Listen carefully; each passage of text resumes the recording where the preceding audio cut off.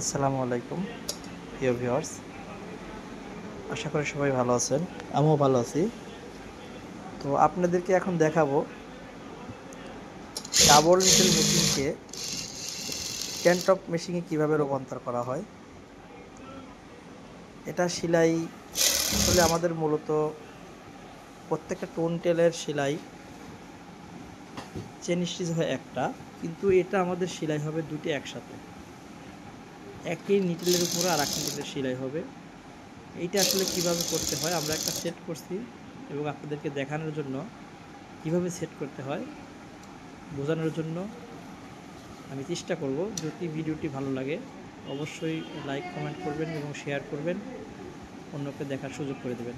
দেখেন, এটা কিন্তু এক মেশিনের সেলাই এবং দুইটা সেলাই একত্র হয়েছে।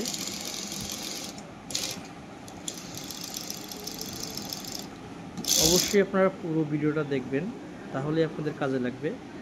কারণ অনেক ভাই জানে না যে সেলাইটা কীভাবে করা হয়, আবার অনেকেই জানে। যারা জানে না তাদের জন্য অবশ্যই এটা খুব উপকার হবে। তো প্রথমে আমাদের যেটা করতে হবে, আমাদের ফুল সেট খুলে নিতে হবে। এটা হচ্ছে আমাদের ডাবল নিটের আগের সেলাই, যেটা আমরা দেখাচ্ছি। দেখেন, এটা কিন্তু দুই নিটেল একত্র হচ্ছে, কিন্তু 1/4 গ্যাপ, আর এটার কোনো গ্যাপ হবে না, একটার উপর একটা সেলাই হবে। সেক্ষেত্রে আপনারা অবশ্যই সাথে থাকবেন পুরো ভিডিও, না হলে আপনারা বুঝতে পারবেন না এবং জানতে পারবেন না। আমাদের দেখো মূল কারণ, দেখেন এটা একটা প্লেট, এটা পিছার ফিট, এটা কিন্তু হোল্ডার অথবা নিচের ক্লাম বলে, এটা ফিট ডক। এই ফুল সেটটা আমরা এখন চেঞ্জ করব। প্রথমে আমরা নিচের প্লেটটা খুলে নেব,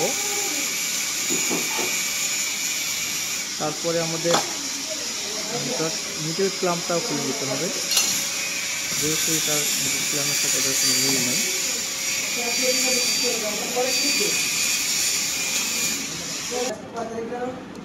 তো এখন নিডেলটা খুলে নিতে হবে।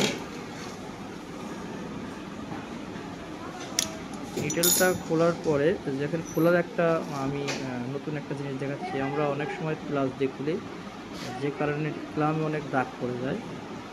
ক্লামে দাগ না পড়ার কারণে আমরা যেটা করতে পারি সেটা হচ্ছে 8 নাম্বার ডালি দ্বারা এটা খুলবো, অথবা 7 নাম্বার ডালি দ্বারা, যে ডালিটা আপনার ভিতরে লুজ হবে না।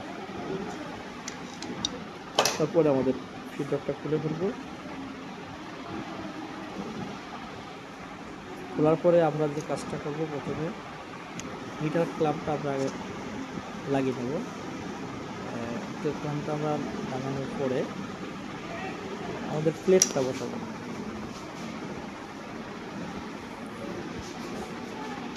তার আগে আমাদের কাজ করতে হবে, নিটেল বারটা লুজ দিয়ে প্লেটটা লাগানোর পরে এটা পজিশন করতে হবে।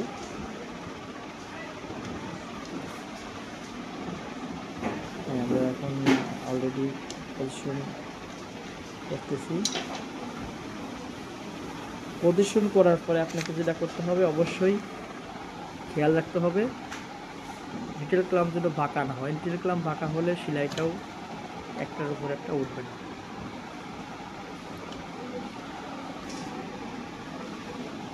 এখন আমাদের নিটেল ক্লাম্প নিটেল লাগানো হয়েছে, এখন আমরা কী করবো, প্লেট লাগাবো। প্লেটটা লাগানোর পরে আমরা অলরেডি সেলাই দেখাইছি। প্লেট লাগা শুধু টাইমিংটা করে দেবো। টাইমিংয়ের আগে যেটা করতে হবে আপনাকে, অবশ্যই নিটেল গার্ডারটা খুলে ফেলবেন, কারণ নিটেল গার্ডার না খুললে প্লেটের সাথে বাজবে। আমরা আপনাদেরকে যেহেতু সেট আপ পর্যন্ত দেখাইছি, আমরা লাগানোগুলো দেখাবো না, কারণ ভিডিওটা অনেক বড় হয়ে যাবে। আসলে লং ভিডিও অনেক মানুষ দেখে না, সেক্ষেত্রে আমরা বাকি লাগানোগুলো দেখাচ্ছি না, যেহেতু আমরা সেলাইগুলো আগে দেখাইছি। সবাই ভালো থাকবেন, আল্লাহ হাফেজ।